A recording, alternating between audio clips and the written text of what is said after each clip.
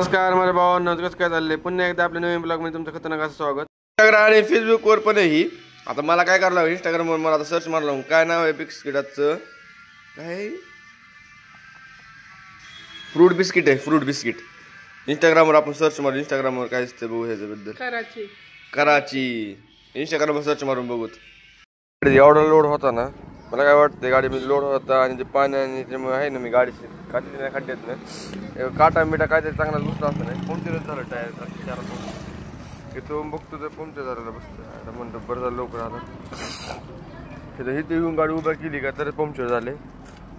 गाडीमध्ये लोड होता आणि ती खड्ड्याबंद घातले नव्हते का गाडी मी, ते काय खड्डे बिड्डे लय तिथं शिकले पाणी बिणी सगळं जमा झालेले.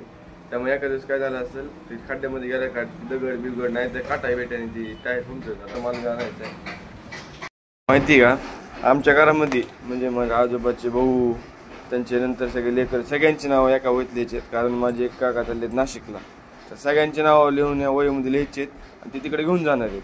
तर आता आपण नाव आलेलं स्टार्ट करू आणि सगळं पूर्ण नाव झाले का तुम्हाला दाखवतो मी, किती जणांची नावं झाली आणि किती लोकांची नावं आले.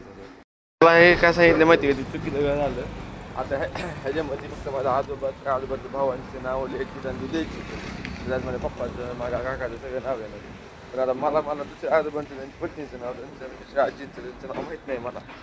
आता मम्मीकडे जाणार आहे, तिला म्हणत जेजीला बोलून देत बसलं.